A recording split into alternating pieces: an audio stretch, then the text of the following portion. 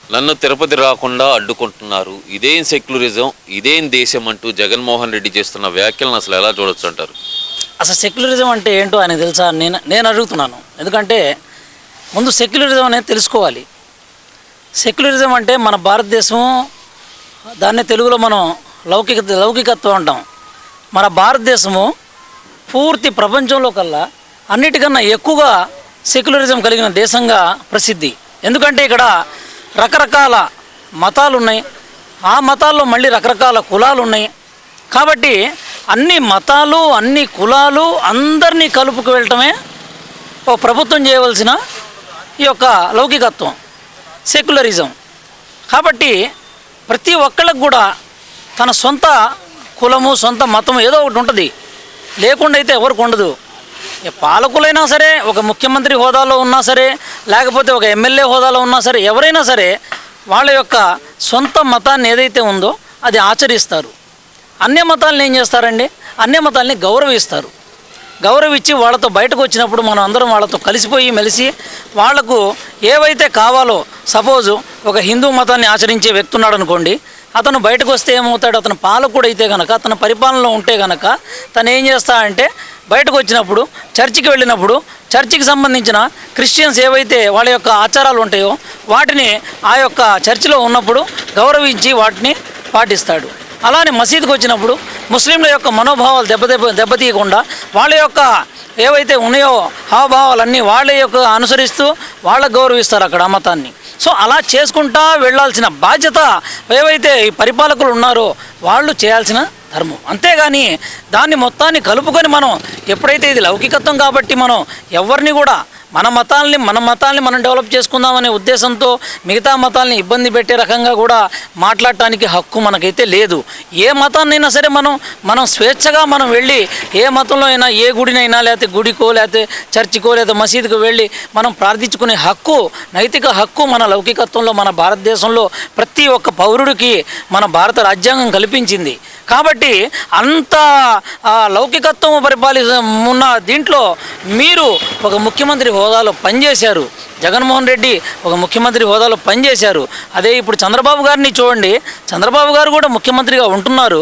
వారు కూడా నిన్నగాక మొన్న బీజేపీతో కూటమిగా ఏర్పడి ప్రభుత్వాన్ని తీసుకురావడంలో ఎంతో కష్టపడి తీసుకొచ్చి కూడా ఒకవేళ చాలామంది అనుకుంటున్నట్టుగా మతతత్వ పార్టీగా ముద్రపడ్డ బీజేపీతో సైతం జతకట్టి కూడా తను లౌకికత్వాన్ని ఏ విధంగా కాపాడుకుంటూ మొన్న జరిగిన ముస్లిమ్స్ వక్ఫ్ బోర్డు యొక్క సమస్యను ఒక కమిటీ వేసి దానికి మేము మద్దతు ఇవ్వమని చెప్పేసి ఏ విధంగా లౌకికత్వాన్ని ఆయన జీవం పోస్తున్నాడో, చంద్రబాబు గారు ఏ విధంగా లౌకికత్వాన్ని తనలో ఉన్నదని నిరూపించుకుంటున్నాడో ఇది ప్రజలందరూ గమనిస్తున్నారు. కాబట్టి ఇక్కడ రాష్ట్రంలో అన్ని మతాలని కూడా ఏవైతే చంద్రబాబు గారు తన సొంత మతాన్ని ఆచరిస్తూ, హిందూయిజాన్ని ఆచరిస్తూ, మిగతా మతాల్ని కూడా గౌరవిస్తూ, ప్రతిదాన్ని గౌరవిస్తూ, ఎప్పుడన్నా తిరుపతి బ్రహ్మోత్సవాల్లో కానివ్వండి, అంతకుముందు ముఖ్యమంత్రి చేసినప్పుడు సతీ సమేతంగా వెళ్ళి ఆ పట్టు వస్త్రాలు సమర్పించి ఆ యొక్క అంటే ఆచరిస్తున్నప్పుడు ఆ మతంలో లీనమై వాళ్ళు చేసుకుంటా వెళుతున్న పద్ధతి మనం అందరం చూసాము.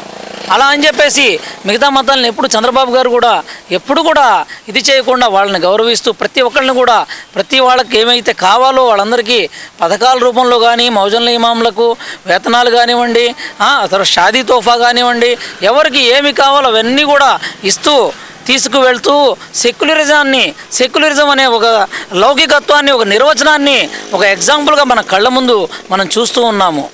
నేను మిమ్మల్ని అడుగుతున్నాను, ఇప్పుడు లౌకికత్వం అనేది చంద్రబాబు గారు పాటిస్తున్నారా లేదా అనేది ప్రజలకు తెలుసు, మీరు పాటిస్తున్నారా లేదా అనేది అదే ప్రజలకు తెలుసు, మీరు ఎట్లాగా చేశారని చెప్పేసి అందరికీ తెలుసు. మీరిప్పుడు ఈ యొక్క లౌకికత్వం గురించి మాట్లాడుతున్నారంటే మాకెంతో హాస్యాస్పదంగా ఉంది. ఇదేమి దేశం అనే పరిస్థితికి జగన్మోహన్ రెడ్డి ఎందుకు వచ్చాడంటారు? ఇదేమి దేశం అంటే ఆయనకే అర్థం కావాలి. ఎందుకంటే ఇది ఏమి దేశం అని మీరు పరిపాలన చేశారు, మరి మీరు పరిపాలన చేశారు కదా, మీకు తెలీదా ఇదేం దేశం? అప్పుడు తెలీదా? అప్పుడు ఇంకా దారుణంగా మనం సంఘటనలు చూసాం కదా మనం. మీరు ఏమేమి సంఘటనలు మైనార్టీస్ మీద దాడులు కానివ్వండి ఎన్నో చూసాం మనం. మైనార్టీల మీద ఇచ్చేసిన ఈ దాడులు చూసాము మిగతా వాళ్ళని. అప్పుడు మీరు ఇదేమి దేశం అని ఎందుకు అనలేకపోయారు? మీరు మీదే కదా పరిపాలన. మీ పరిపాలనకు అడ్డెవరున్నారు? మీరే కదా పరిపాలించింది. మరి ఆ విషయం మీరు లౌకికత్వం గురించి మాట్లాడేటప్పుడు, భారతదేశం గురించి మాట్లాడేటప్పుడు అప్పుడు మీకు తెలియదా? అప్పుడు కూడా భారతీయ జనతా పార్టీ కేంద్రంలో ఉంది కదా, అప్పుడు కూడా మీరు దాంతో జతకట్టి ఉన్నారు కదా, ఇండైరెక్ట్గా డైరెక్ట్గానో ఉన్నారా లేదా? అలాంటప్పుడు మీకు అప్పుడు ఇదేమి దేశం అనిపించలేదా? మరి ఆయన ఇంత మాట్లాడాల్సిన అవసరం వచ్చింది. డిక్లరేషన్ మీద సంతకం పెట్టమంటే నేను పెట్టను అనే మాట అంటూనే అసలు దేశాన్ని ప్రశ్నించే స్థాయికి ఒక మాజీ ముఖ్యమంత్రి రావాల్సిన అవసరం ఏమొచ్చిందంటారు? వారికి ఒకటేనండి చెప్పేది, వారు ఏ మతాన్ని ఆచరిస్తారో అది ఆయనకే తెలియాలి. ఆ మతాన్ని ఆచరించమని పక్కాగా మేము కూడా అయితే చెప్తున్నాం. ఎందుకంటే అన్ని మతాలని కూడా మనం గౌరవిస్తాం కాబట్టి ఎవరి సొంత మతాలని వాళ్ళు ఆచరించండి. మీరు కూడా ఇదే అన్యమతం అనుకోండి, మీకు తిరుపతి విషయం అన్యమతం అనుకోండి, అలాంటప్పుడు మీరు ఏం చేస్తారు? మరి అలాంటప్పుడు గౌరవించండి. మీరు అట్లీస్ట్ గౌరవించడం నేర్చుకోండి. మిగతా మతాల్ని నేను డిక్లరేషన్ ఇవ్వండి, పోనీ డిక్లరేషన్ ఇవ్వనంటే ఇవ్వనని చెప్పండి. ఇదండి నేను ఎందుకు ఇవ్వాలా డిక్లరేషన్ ఏముందండి? నేను ఆచరించే మతం ఇది, నేను మిగతా మతాల్ని గౌరవిస్తాను, దాంట్లో తప్పే ఉంది. మీకు హక్కు ఉంది, ఎవరికైనా హక్కు ఉంది, దాన్ని ప్రశ్నించే ఇది మాకెవరికి లేదు. కాబట్టి మీరు ఈ విధంగా మాకు డిక్లరేషన్ విషయం ఇంత పెద్ద హంగామా చేయాల్సిన పని లేదని చెప్పి నేను అనుకుంటున్నాను. ఎందువల్ల అంటారు? ప్రధానంగా చూస్తే కనుక జగన్మోహన్ రెడ్డి ఇటు ప్రెస్ మీట్ పెట్టి మళ్ళీ వెంటనే బెంగళూరు అయితే వెళ్ళిపోయారు కదా. ఆయన పదే బెంగళూరు వెళ్ళటం వెనకున్న రహస్యం ఏంటి అసలు?